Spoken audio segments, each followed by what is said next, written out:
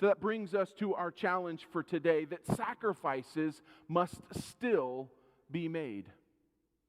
Sacrifices of thanksgiving and praise, sacrifices of giving, sacrifices of living for Christ, who alone deserves our all. Sacrifices to God must still be made. Sacrifice is often about prioritization and discipline. Since we don't always have the space or time in our lives to accommodate all the things that we would like to. It seems to ring true that at times you've got to lose some to gain some.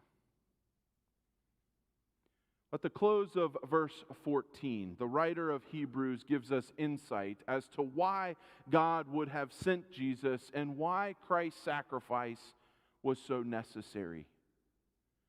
To allow believers, to allow you and me to worship the living God. You see that even though those during the age of the first covenant believed they were worshiping God by their ritual sacrifices, you can see Leviticus and Numbers for a lot of those examples and that rhythm and magnitude of sacrifices that they presented to God.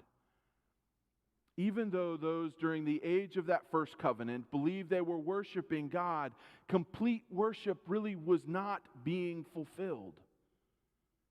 It was as though their practice of sacrificing animals and harvest crops had come to overshadow the very reason they were making the sacrifices to begin with. God.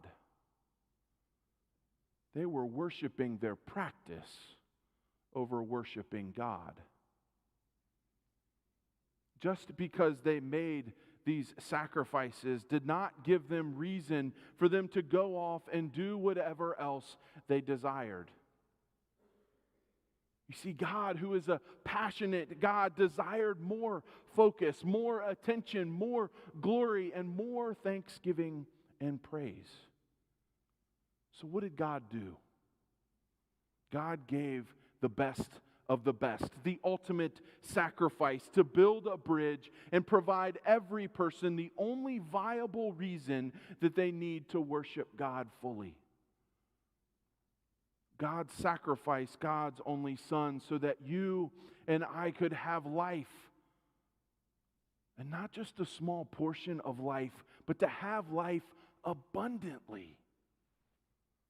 A life that's not defined by sin and darkness, but a life of light, a life of truth, a life of hope, and a life of joy.